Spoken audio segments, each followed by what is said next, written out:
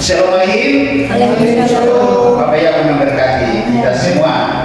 Ya, syukur sampai saat ini Bapak yang tidak pernah meninggalkan kita. Ya, sungguh hal yang luar biasa kali ada Bapak yang malam hari ini di Sabat kali ini kita akan belajar satu materi yang saya beri judul akar pahit. Kalau bilang akar pahit, semua sudah dapat mengira-ngira akar pahit ini seperti apa ya. Kita akan belajar mengenai apa itu akar pahit. Dalam bahasa Ibrani, Bapak Ibu, frasa akar pahit dapat diterjemahkan dengan kata sores mar. Ya, ingat Bapak Ibu, akar pahit dapat diterjemahkan dalam frasa bahasa Ibrani, pola akar Ibrani yaitu sores mar. Ya, sores mar atau akar terdiri dari huruf shin, huruf res, huruf waw dan huruf shin. Ya, huruf shin dengan angka 300, huruf res dengan angka 200, huruf waw dengan angka 6, dan huruf shin kembali dengan angka 300. Totalnya 806. Ya. Kemudian mar atau pahit, ya, terdiri dari dua huruf Ibrani yaitu mem dan res. Mem dengan angka 40, res dengan angka 200. Totalnya 240. Nah, total gematria dari angka akar pahit atau sores mar ini yaitu 806 tambah 240, angkanya 1046. Ya, ingat-ingat itu Bapak Ibu, 1046. Kalau kita jumlahkan, ya, 1 tambah 0 tambah 4 tambah 6, angkanya 11. Angka 11 pada umumnya sering dikaitkan dengan ketidakseimbangan atau kekacauan yang dapat menimbulkan kerusuhan untuk mencemarkan banyak orang. Ya, namanya akar pahit Bapak Ibu. Kalau ada peribahasa apa? Air tuba dia mencemarkan susu sebelah.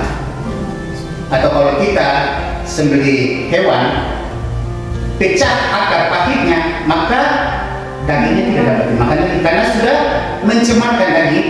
Walaupun cuma sedikit, dia sudah mencemarkan. Nah, begitu pula dengan akar pahit ini. Ya? Nah, jika kita mengambil gematria khusus dari angka mar, ya, atau mem dan res, yaitu 240.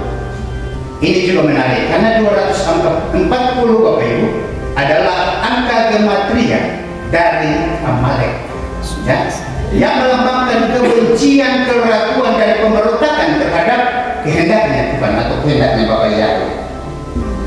Saya akan menceritakan sedikit saja, ya, sedikit. Siapa itu Amalek? Ya? Mungkin tidak asing lagi Bapak Ibu mendengar namanya bangsa Amalek atau Amalek, ya. Nah, kalau di dalam kitab Kejadian, Amalek itu keturunan dari Esau. Ya, kalau Yakub kan Israel, kalau Amalek itu Esau. Jadi Amalek ini dia cucunya Esau. Ya. Amalek dia punya bapak namanya Elifas. Elifas punya bapak namanya Esau. Jadi Amalek ini cucunya Esau. Ya. Nah, Esau ini sudah pasti atau bangsa Amalek ini punya hubungan darah dengan bangsa Israel, ya, Esau dan Yakub. Ya, kita tahu lah perjalanan Esau dan Yakub sampai mereka berdua ini seperti musuh bebuyutan sampai sekarang. Karena apa? Ya, cuma karena hak kesulungan dari Esau diberikan kepada Yakub gara-gara sepiring kacang merah.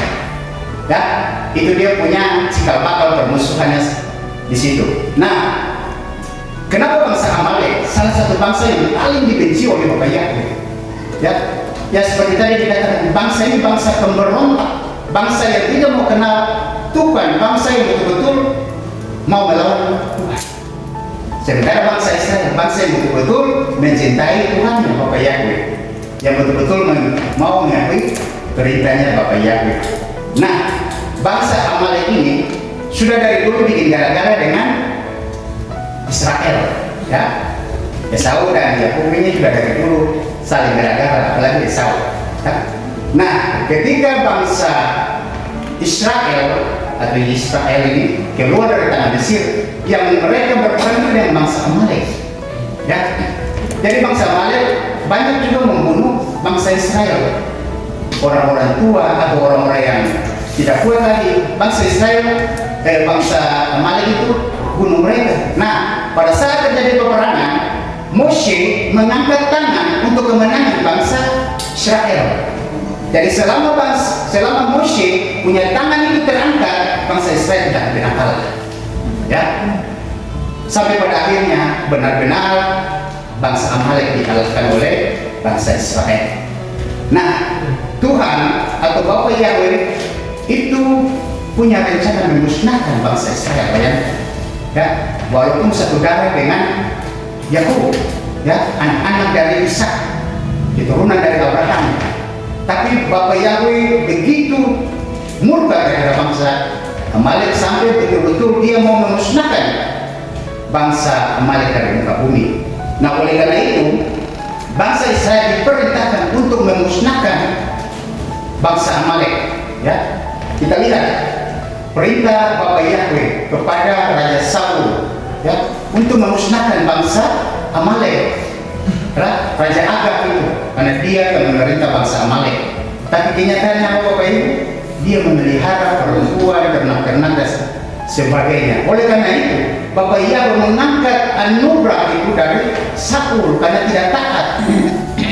Nah, akhirnya Daud yang nanti menggantikan Saul. Nah, Haman Bapak Ibu, ya, Bapak Ibu kenal Haman, ya? Beberapa minggu lalu kita berbicara mengenai Haman, orang yang sangat membenci bangsa Israel. Ya, Haman ini salah satu keturunan dari Raja Agag, bangsa Amalek. Jadi tidak heran kalau Haman ini sangat membenci bangsa Israel. Ya, karena ada turunannya dari Amalek, ada turunannya dari Saul. Jadi sampai kapanpun, bahkan mungkin sampai saat ini Bapak Ibu, ya, kita tidak tahu yang bangsa-bangsa Amalek sekarang yang di mana, tapi pasti yang membenci bangsa Israel salah satunya mungkin itu bangsa-bangsa Amalek, ya, keturunannya dari Esau. Nah, itu yang terjadi sampai saat ini Bapak Ibu. Bangsa Israel itu sangat-sangat dibenci oleh bangsa Amalek. Jadi kalau ada yang membenci Israel, ada yang membenci kita oleh karena nama Bapa Yahweh, anggap saja mereka itu bangsa Amalek. Ya, tidak usah pusing, karena pada saatnya mereka harus dimusnahkan. Ya, pada saatnya mereka akan dimusnahkan. Nah, Bapak Ibu, dari perspektif angka gematria, maka dapat dikatakan akar pahit yang memiliki nilai 1046 memiliki simbol ketidakseimbangan dan kekacauan spiritual yang melambangkan perlawanan terhadap kebenaran dan kehancuran dari dalam. Kehancuran dari dalam seperti apa Bapak Ibu? Ya, kalau akar pahit di dalam diri kita menghancurkan diri kita dulu sebelum orang lain. Ya, dia pasti akan menghancurkan diri kita sebelum nanti mencemarkan orang lain oleh karena perbuatan kita yang sudah dicemarkan. Nah, ini menguatkan bahwa makna akar pahit adalah suatu bentuk yang tumbuh dari dalam hati dan membawa dampak negatif jika tidak dikendalikan. Ya, kalau kita senang-senang dengan akar pahit, sama dengan kita punya memori HP yang kita tinggal mengumpulkan file-file sampah yang tidak dibuang. Ya, file sampah itu harus dibuang, harus di-delete supaya memori kita kembali bersih. Ya, kita punya HP kembali bersih. Nah, begitu pula dengan kita. Kalau kita masih menyimpan akar pahit, sama dengan kita masih menyimpan sampah dalam diri kita. Ya, kita lanjut Bapak Ibu. Menjadi pertanyaan, ya, apa sih yang menyebabkan timbulnya akar pahit dalam diri seseorang? Ya, kita lihat Bapak Ibu, ya. Penyebab timbulnya akar pahit: 1. Pengkhianatan atau dikhianati. Ini sebab-sebab timbulnya akar pahit atau kepahitan dalam diri seseorang. Nah, pengkhianatan atau pernah dikhianati, dikhianati oleh pasangan, ya, entah itu suami atau istri, entah itu pacar, ya, entah itu sahabat, entah itu rekan-rekan kerja, atau mungkin pernah ditusuk dari belakang. Ya, kita berteman dengan seseorang, tapi ternyata orang ini tusuk kita dari belakang. Itu yang kemudian menimbulkan sebuah pengkhianatan. Itu cikal bakal timbulnya terpahit, mulai tidak senang ya. Waduh, saya ini berteman dengan kamu, tapi kamu ternyata tidak saya dari belakang. Kamu khianati saya, ya. Pasti pertama itu kan timbul kekecewaan karena pernah dikhianati atau mengkhianati. Nah, yang kedua, diperlakukan tidak adil. Ya? Kita mungkin dalam kehidupan kita, dalam pekerjaan kita merasa tidak adil. Orang memperlakukan kita tidak adil. Ya? Kita bekerja benar nih, tapi tetap dianggap salah. Kira-kira perasaan bagaimana? Sakit hati pasti, sakit hati. Ya? Kecewa itu sudah pasti. Atau mungkin dalam keluarga, mungkin orang tua lebih sayang kakak atau orang tua lebih sayang adik. Ya? Di situ timbul perlakuan tidak adil. Kita merasa, waduh, papa dan mama perlakuan kita tidak adil. Itu mulai cikal bakal timbulnya terpahit. Ya. Nah, yang ketiga, kekecewaan yang berulang-ulang. Ya. Sering kita berharap, tapi kemudian kita tidak dapat memenuhi harapan kita. Dan itu terjadi berulang-ulang kali. Ya. Contoh kita membina kita punya hubungan dengan pacar, ya, sudah mau sampai di jenjang pernikahan ternyata tidak jadi. Atau mungkin kita berusaha, kita punya usaha naik bangkrut, naik bangkrut. Disitulah timbul rasa putus asa, rasa kecewa. Ya, itu yang kemudian menimbulkan bibit-bibit adanya akar pahit. Ya, nah kemudian yang keempat, trauma masa lalu yang belum sembuh. Banyaknya orang yang trauma masa lalu sulit untuk disembuhkan. Ya, entah itu pelecehan, entah itu penolakan karena ada satu dan lain hal, atau karena memang dia diproses. Ya, dia diproses yang membuat dia trauma. Mungkin karena contoh ya, saya tidak bilang, tapi ini contoh. Dia punya bapak itu mungkin polisi atau tentara. Jadi dari kecil itu sudah dibina mentalnya keras sekali. Boleh jadi itu akan membawa hal yang positif, boleh jadi. Tapi terkadang juga itu akan menimbulkan hal yang negatif. Karena mungkin sering dipukul, ya, sering dimarahi, sering dibanding-bandingkan. Itu membuat anak trauma. Atau mungkin karena pelecehan, dia pernah mengalami pelecehan seksual, ya, pelecehan secara psikis, ya, secara jasmani, membuat dia trauma itu tidak hilang. Ya, orang kalau trauma itu susah untuk hilang, ya, kecuali dia betul-betul hidup dalam Tuhan, baru kemudian dia bisa menghilangkan dia punya trauma. Tapi itu salah satu yang membuat cikal bakal munculnya akar pahit. Yang kelima, belum bisa memaafkan. Ya, kita kadang-kadang belum bisa memaafkan karena kenapa? Kita menolak untuk melepaskan pengampunan kepada orang lain. Ya, itu karena kita belum bisa memaafkan. Meski waktu ini terus berlalu, tapi kok perasaan ini kayak belum bisa menerima dia. Ya? Karena memang hati kita belum bisa memaafkan. Nah, itu yang membuat cikal bakal, salah satu juga cikal bakal munculnya akar pahit. Lalu terus kita mengingat-ingat orang itu punya kesalahan. Ya? Walaupun dia punya 1000 kebaikan, tapi dia punya satu kesalahan, yang satu itu yang lihat. 1000 kesalahan ini dia baik, 1000 kebaikan ini dia baikkan. Ya? Padahal coba ketika orang membuat kita kecewa, ya, orang membuat kita sakit hati, mari ingat-ingatlah dia punya kebaikan. Karena pasti di antara dia punya kesalahan, pasti ada dia punya kebaikan itu. Ya? Nah, Bapak Ibu, yang keenam, perbandingan atau iri hati atau cemburu. Ya? Kadang-kadang kita membandingkan kita punya diri dengan orang lain. Ya? Orang lain kita anggap, oh, orang ini bisa seperti itu ya.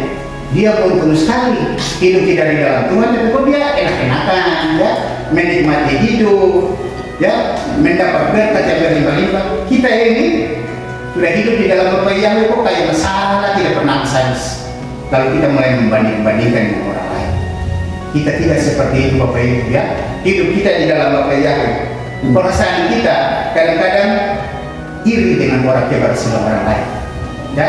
Padahal keberhasilan orang lain mari menjadi motivasi untuk kita. Jangan kita iri dan cemburu. Ya. Kalau kita iri dan cemburu itu mulai tumbuh akar pahit. Nah, akar pahit itu yang sering mencemarkan diri kita, hati kita, pikiran kita. Ya, jadi kalau tidak disembuhkan segera itu bahaya. Lalu yang ketujuh, berprasangka buruk atau negatif thinking. Lihat orang, walaupun orang itu membuat hal yang baik, tapi karena kita sudah tidak suka, tetap yang dinilai buruk saja. Ya, apapun yang dibuat oleh orang ini pasti buruk dia di mata kita. Nah, pola pikir ini yang terus menerus setan pakai. Biar dia buat baik lagi, itu dia tidak baik terhadap engkau. Setan terus mendikte kita, ya. Setan terus mengintimidasi pikiran kita, hati kita, supaya kita tidak bisa memaafkan, tidak bisa mengampuni, ya. Lalu terus kita berprasangka buruk terhadap orang itu. Padahal sedikit demi sedikit setan sementara menaruh akar pahit di dalam hati dan pikiran kita. Lalu yang kedelapan Bapak Ibu, kurangnya pertanggungjawaban, ya. Terus menerus kita berada di lingkungan yang orang membenci kita. Istilah satu frekuensi. Kalau orang membenci kita, orang membenci satu, membenci dua, berkumpul, yang pasti ceritakan kebencian terhadap diri kita, hal yang buruk. Nah, itu yang dibilang kurangnya pertanggungjawaban. Nah, di sini kita akan terjebak. Kalau kita tidak segera keluar, berarti kita tetap dalam lingkup orang-orang yang terus pahit hati, kepahitan, kekecewaan, ya, negatif tinggi. Itu seperti itu. Nah, lalu yang ke-9, pengaruh lingkungan yang negatif. Ya, seperti yang tadi saya katakan, kepahitan ini dia bisa menular. Ya, dia bisa menular seperti penyakit. Ketika orang sudah tidak suka dengan kita akan mempengaruhi orang lain juga untuk membenci orang yang tidak suka. Itu namanya menular. Itu pengaruh di lingkungan kita. Tapi kalau kita duduk dengan orang yang dapat membangkitkan kita punya pemikiran, pola pikir yang positif, pasti bisa membalikan keadaan seperti itu. Kan? Tapi kalau kita terus di lingkungan mana saja, di dalam keluarga, di dalam persekutuan, di dalam tempat kerja, ya, kalau kita dalam lingkungan orang-orang yang tidak suka dengan orang lain, kita pasti sedikit demi sedikit terpengaruh. Segera keluar dari lingkungan itu. Bukan berarti kita tidak berteman dengan dia, tapi menjaga jarak untuk jangan sampai kita terus terpengaruh di dalam lingkungan yang negatif. Karena pasti pemikiran kita juga akan negatif. Ya. Lalu yang ke-10, kekosongan spiritual. Ya. Nah, prinsip hidup seseorang untuk memaafkan dan berdamai. Ya. Oleh karena kekosongan spiritual, maka yang di dalam hati dia itu tetap pahit, ya, tetap kebencian, tetap kekecewaan, tetap trauma, tetap berprasangka buruk. Karena kenapa? Sudah hal-hal demikian kita punya spiritual kerohanian, kedekatan dengan Bapak Yahweh juga kurang. Jadi untuk mencabut diri, untuk jangan sampai akar pahit itu menyebar dalam tubuh kita tidak bisa. Ya, bagaimana mau bisa untuk kita normal kalau kita jauh dari Bapak Yahweh? Nah, kita tidak akan bisa mencabut akar pahit itu dari dalam diri kita. Kita akan terjerumus terus dalam akar pahit itu, nah, dan itu akan menyusahkan diri kita sendiri sebelum nanti dia mencemarkan orang lain. Nah, Bapak Ibu, kira-kira dari 10 ini dia punya dampak apa terhadap diri kita? Ya, dampak akar pahit kalau tidak segera diselesaikan, maka yang terjadi seperti ini Bapak Ibu. Dampak akar pahit jika tidak segera diselesaikan. Yang pertama, dapat menimbulkan risiko penyakit jantung, stroke, ya, kanker dan penyakit-penyakit lainnya. Bapak Ibu tidak percaya? Silakan kalau mau terus dengan akar pahit, maka penyakit-penyakit ini sementara mengintip Bapak Ibu. Ya?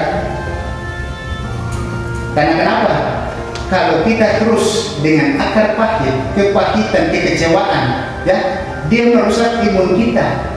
Kalau imun kita rusak, kalau imun kita turun, maka penyakit apapun yang datang bisa menyerang kita. Kekebalan kita sudah tidak ada.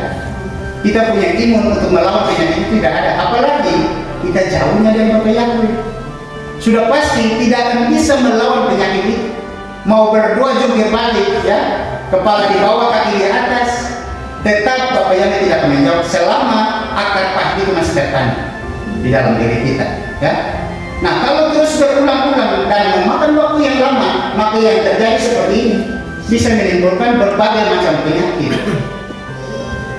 Kalau kita lihat orang tua dulu-dulu, ya, umurnya bisa panjang. Karena kenapa? Hidupnya dengan enjoy. Kalau kita sekarang kadang-kadang kita iri, kadang-kadang kita kecewa, kadang-kadang kita trauma. Ya. Untuk umur panjang salah satunya berpikir yang positif. Salah satunya berpikir yang positif. Selain dari makanan-makanan yang kosher. Ya, pikiran yang negatif sudah pasti akan membuat umur panjang. Itu pasti, ya. Karena kenapa? Hidup kita di-enjoy, hidup kita berserah kepada Bapak Yahweh, dekat dengan Bapak Yahweh, otomatis imun kita semakin diperkuat. Secara jasmani imunnya kuat, ya. Tambah dengan imun dari Bapak Yahweh.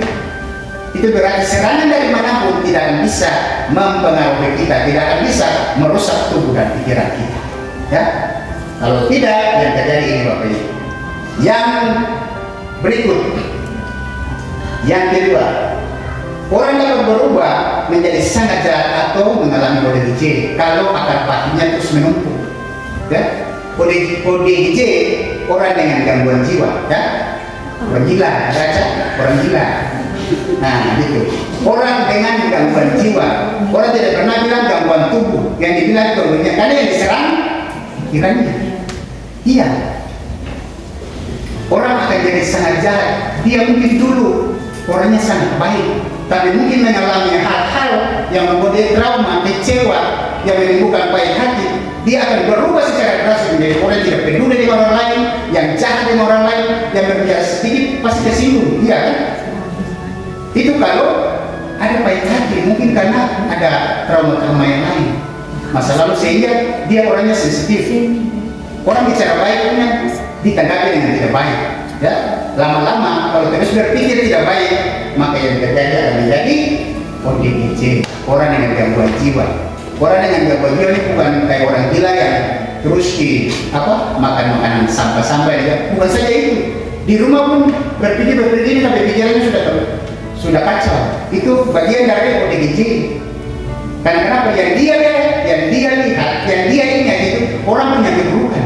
Dia ini pernah bikin saya, dia ini pernah kasih kecewa saya, dia ini membuat saya trauma. Jadi pikirannya terus begitu. Itu masuk dalam kategori ODGJ. Ya, walaupun tidak kelihatan di jalan, di rumah pun bisa jadi ODGJ. Kalau baik hati, akar pahit itu masih tertanam dalam diri kita. Yang berikut, di dalam hubungan, khususnya suami istri, kalau masih ada akar pahit, ujung-ujungnya bisa bercerai. Ya, karena kenapa? Lain tidak mau kalah dengan lain terus mengungkit kesalahan masa lalu dari pasangannya, ya. Apalagi istri mendapat suaminya selingkuh, contoh, ya? Atau suami mendapati istrinya selingkuh, itu akan menimbulkan pahit hati, kepahitan. Kalau tidak memang memaafkan, kalau tidak bisa melepaskan itu, kalau tidak bisa menerima, lalu kemudian komunikasi dengan baik, ujung-ujungnya bercerai, ya. Dan itu yang Bapak Yahweh tidak inginkan, ya. Di dalam kita punya kitab suci dilarang untuk bercerai. Kalaupun bercerai, itu pun cerainya cerai mati. Kalau cerai hidup tidak bisa kawin, Bapak Ibu, saya bilang. Itu firman yang bilang, ya, yang saya sampaikan. Kalau cerai hidup, dia mau kawin lagi tidak bisa. Secara spiritual tidak bisa. Yang diikat pertama kali itu yang Bapak Yahweh restui. Lalu kemudian ketika perceraian di pengadilan, lalu kawin lagi, maka yang mengikat itu hakim dan pendeta, bukan Tuhan lagi. Karena perkawinan cuma sekali, dipisahkan dengan maut. Ketika dipisahkan dengan maut baru bisa kawin lagi. Ya? Nah itu yang jadi kalau anak-anak muda yang mau nikah mau kawin, ingat kawin itu sekali saja. Ya? Dipisahkan pun itu cuma dengan kematian. Tidak ada dengan perceraian secara duniawi. Nah, yang berikut dapat mengalami kelainan seks seperti LGBT. Ya, orang kalau baik hati bisa timbul seperti ini kelainan seks. Dulu dia mungkin laki-laki tulen, contoh ya. Atau dulu mungkin dia perempuan betul-betul perempuan kemayu. Tapi karena trauma masa lalu, karena terjadinya pelecehan, dia bisa berubah menjadi dia tidak suka lagi, yang laki-laki tidak suka lagi perempuan, yang perempuan tidak suka lagi laki-laki. Ya dia suka apa? Laki-laki suka laki-laki, perempuan suka perempuan. Munculnya LGBT karena itu banyak. Ya, karena mereka menganggap daripada kita mencintai pasangan berlainan jenis, menjawab lebih baik kita cintai orang yang sama dengan kita. Laki-laki dengan laki-laki, perempuan dengan perempuan. Apakah ini benar di hadapan mata Bapak Yahweh? Sama sekali tidak. Justru ini yang menimbulkan murkanya Bapak Yahweh. Ya, jadi itu akar pahit dia punya dampaknya sungguh luar biasa. Ya, nah yang berikut, mundur dari kegiatan rohani dan atau pelayanan. Ketika orang sudah kecewa dalam satu persekutuan, ya, dia sudah tidak mau lagi pergi ibadah, dia sudah tidak mau lagi kumpul dengan saudara-saudara seiman, dia tidak mau lagi bersahabat dengan Bapak Yahweh, apalagi mau membaca kitab suci. Dia sudah malas. Karena kenapa? Dia betul-betul sudah mengakar akar pahitnya, betul-betul sudah mengakar dalam diri. Itu paling berbahaya Bapak Ibu. Ya? Dia menjauhkan diri dari lingkungannya. Ya? Dia menjauhkan diri dari kelompok-kelompok rohaninya. Itu paling bahaya. Justru menjauhkan diri seperti itu, setan akan memakai kesempatan. Ya. Karena kenapa? Tidak ada benteng. Ya? Tapi kalau di dalam dia punya kekecewaan, di dalam dia punya trauma, berkumpul dengan satu frekuensi seiman, ada saling menguatkan satu dengan lain. Ya? Itu berarti dia punya kata cepat bisa dilepaskan. Ya. Tapi kalau dia terus terkungkung dalam dia punya istilahnya kehidupan sendiri, tidak mau lagi dengan bergaul dengan orang, maka akar pahit itu akan terus bertumbuh. Ya, dia seperti kanker akan terus akarnya menyebar sampai lama-lama mematikan orang tersebut. Nah, yang berikut ini juga yang bisa terjadi Bapak Ibu kalau orangnya sudah akar pahit, berpindah keyakinan. Ya, mungkin karena dia pernah kecewa di dia punya persekutuan yang lama. Ya, mungkin dia kecewa karena di tempat persekutuan yang lama orang sering mencibir dia, entah karena dia orangnya punya ekonomi rendah, atau karena mungkin orangnya cacat, atau mungkin karena ada faktor-faktor X yang lain, sehingga akhirnya menimbulkan kekecewaan, menimbulkan baik hati. Dia berpikir, ya daripada saya di tempat itu mendingan saya pindah keyakinan. Dan banyak yang terjadi seperti itu Bapak Ibu.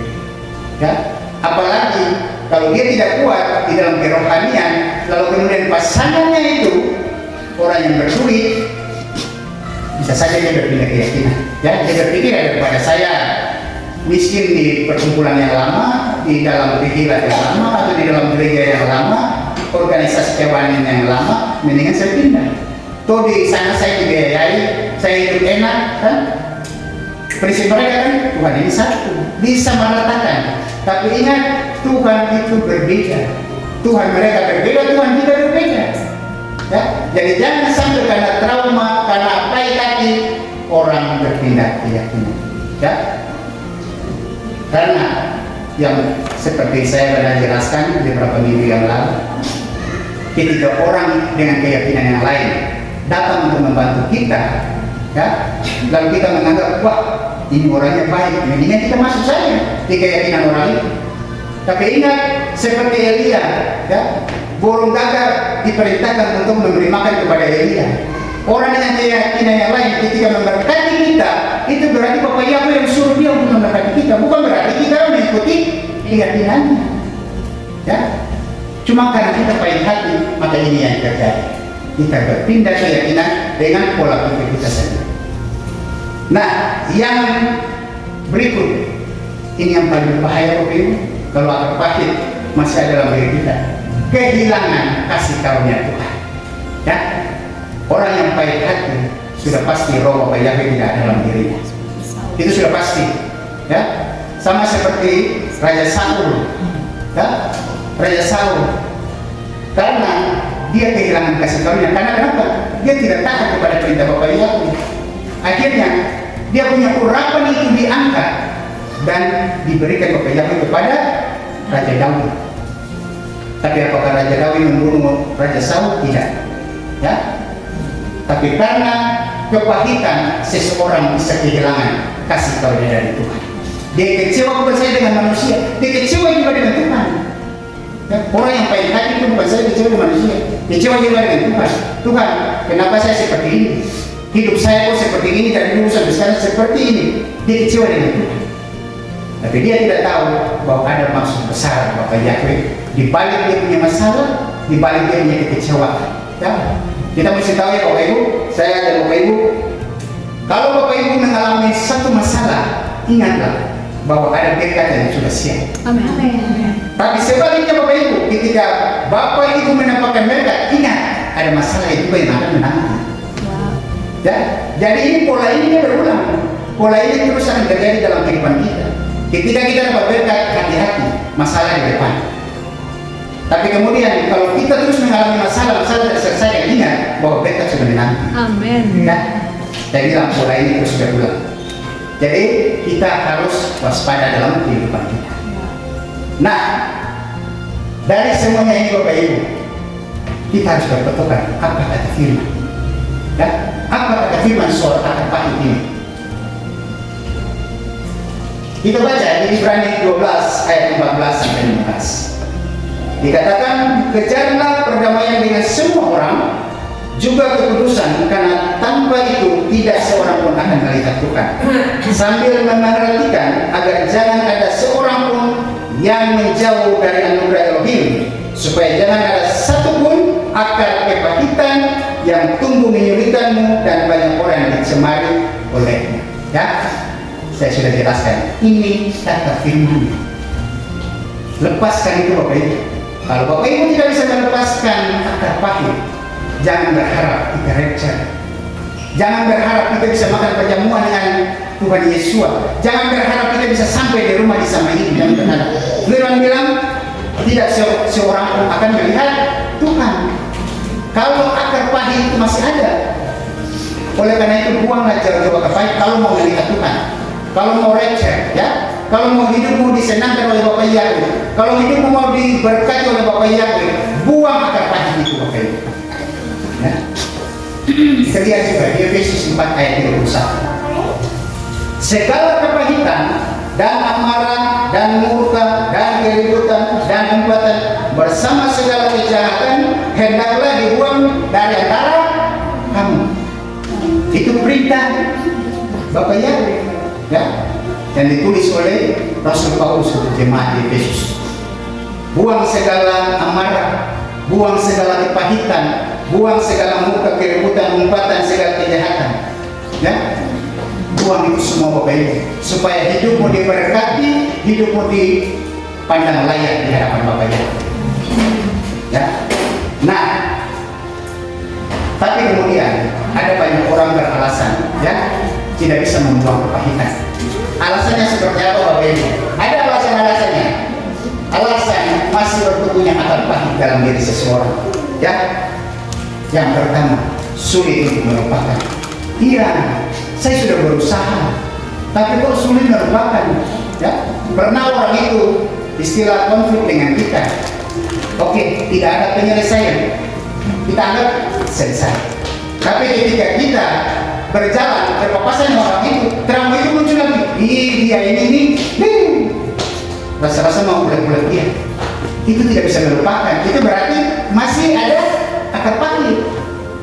Ya, kita tidak mau melihat orang itu. mungkin ketika jauh kita tidak ingat, tapi ketika berpapasan muncul lagi, memori itu muncul bahwa orang ini pernah mengecewakan saya, orang ini pernah mengkhianati saya, orang ini pernah membuat saya tidak tenang atau pernah menusuk saya dari belakang. Dan memori-memori itu muncul lagi. Itu berarti belum bisa mencungkil akar pahit itu dari dalam diri kita, karena belum bisa melupakan, sulit untuk melupakan. Yang kedua, memilih menjauh, ya. Jadi daripada saya sakit hati, mendingan saya menjauh bukan berarti menyelesaikan persoalan, ya. Menjauh bukan berarti masalah itu selesai. Justru kita harus menghadapi masalah itu. Justru kita harus menghadapi orang itu, ya. Kalau kita tidak bisa, minta tolong dari Bapak Yahweh. Bapak Yahweh beri saya kekuatan. Saya datang dengan nama Raja Semesta Alam, Yahweh Sebaot, di dalam nama Yesus Masih Bapak Yesus. Seperti Daud mengalahkan Goliat. Apakah Daud tidak takut? Pasti Daud takut dulu. Kalau manusianya besar, manusianya raksasa. Tapi dia bilang apa? Saya datang bukan dengan pedang dan tombak, tapi saya datang dengan nama Yahweh Sebaot. Menghadapi kesulitan bukan berarti kita menjauh. Kita hadapi kesulitan itu karena kita percaya kita punya Bapa Yahweh pasti bisa mengatasi kita punya persoalan. Nah itu yang bisa mencungkil akar pahit dari kita. Yang kedua, saya sudah mengampuni, tapi ada sedikit kekecewaan. Nah, itu bukan berarti mengampuni Bapak Ibu kalau masih ada sedikit kekecewaan, berarti belum mengampuni, ya. Itu berarti masih terbawa emosi. Jadi orang kadang-kadang beralasan dengan ketiga hal ini. Sulit untuk melupakan, memilih untuk menjauh, dan masih sedikit kecewa. Ya? Itu yang membuat akar pahit dicungkil, tapi masih ada sedikit-sedikit akarnya. Kalau sedikit-sedikit akar lebih baik. Pohon itu kalau potong mulai dari dia punya batang sampai di atas, akarnya belum dicabut, akarnya tetap tumbuh terus. Atau kalau potong sampai dia punya bagian bawah, tapi akarnya juga belum dicabut, walaupun tinggal akar yang sepenggal, pasti akar itu akan bertumbuh terus. Makanya dicabut itu akarnya. Iya. Begitu pula dengan diri kita. Kalau akar pahit masih ada, walaupun itu cuma sepenggal, cabut akar itu supaya benar-benar tubuh kita bersih, pikiran kita bersih, hati kita bersih. Ya, itu yang dimau oleh Bapak Yahweh. Nah, bagaimana kunci kita bebas dari akar pahit? Ya, kunci bebas gampang Bapak Ibu. Yang pertama bertobat.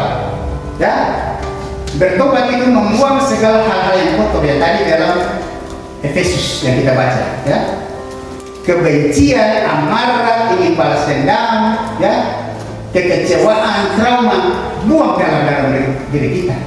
Kita masuk kepada kesukaan atau pertobatan. Dengan pertobatan maka akar pahit itu pasti akan Bapak Yahweh cabut dalam diri kita. Kalau tidak ada pertobatan, Bapak Ibu percaya akar pahit itu akan terus menjadi kanker dalam kehidupan kita. Makanya kita berserah diri kepada Bapak Yahweh. Ya, kita benar-benar bertobat, mengakui kesalahan kita. Ya, mengakui bahwa kita ini orang yang lemah. Mengakui bahwa kita ini manusia, masih dengan daging dan darah, yang pada suatu saat bisa saja marah, bisa saja benci orang, bisa saja cemburu, bisa saja iri hati. Tapi Tuhan katakan bertobatlah, ya, tesufa, supaya Bapak Yahweh bisa melayakkan engkau di hadapannya. Yang kedua, bersikap dewasa. Ya, nanti ayat-ayat ini Bapak Ibu ulang baca di rumah. Ya.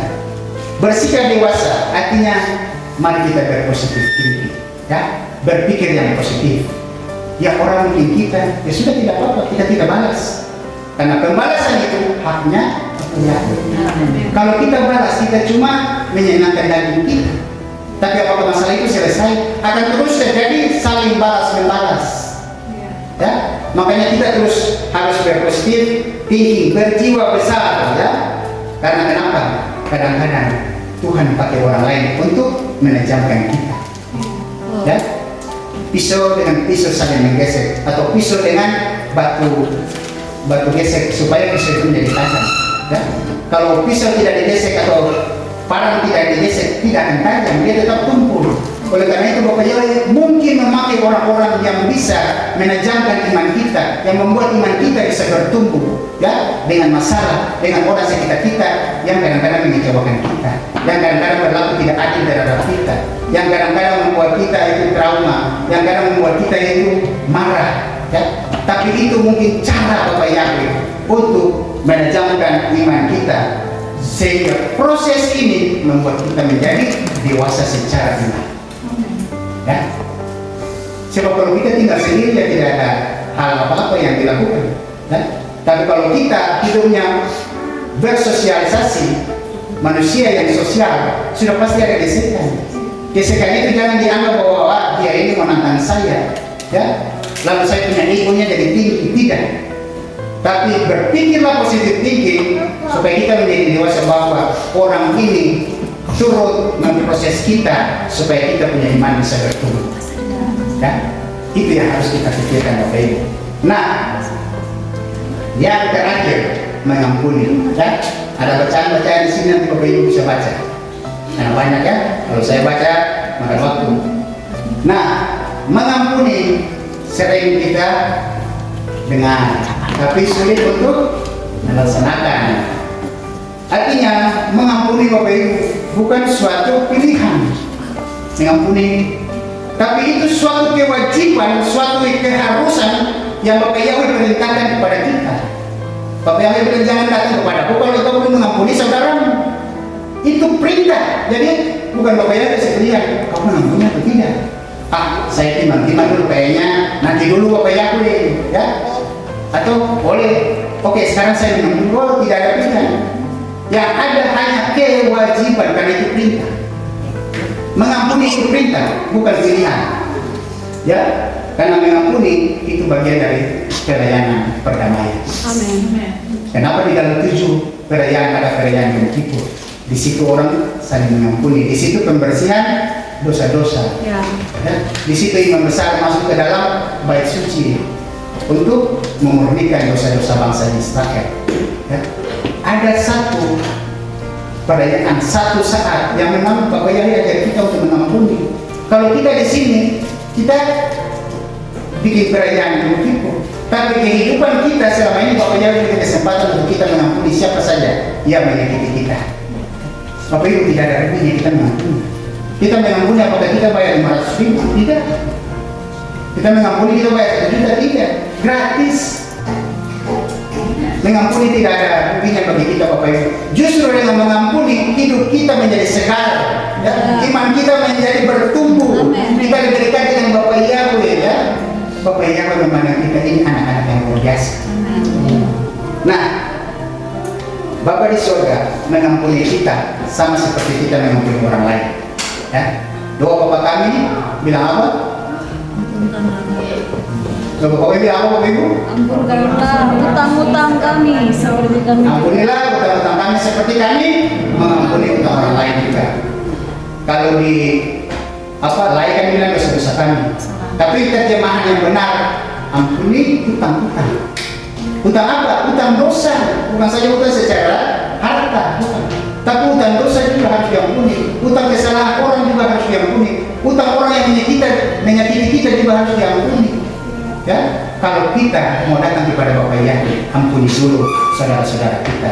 Karena itu bagian dari kesempatan kita untuk memperbaiki diri kita. Ya. Kalau kita tidak bisa memperbaiki kita, Bapak Ibu, dengan 3 hal ini, maka percaya akan pahit tidak akan pernah berlalu dari Bapak Ibu. Tapi kalau kita bisa bikin 3 hal yang sangat simpel ini Bapak Ibu, percaya akar pahit itu akan tercabut dalam hidup kita. Amen. Hidup kita enjoy saja, hidup kita penuh dengan sukacita, dan hidup kita diberkati oleh Bapak Yahweh. Demikian firman Bapak Yahweh. Bapak Yahweh memberkati kita semua. Mari kita tunduk kepala dan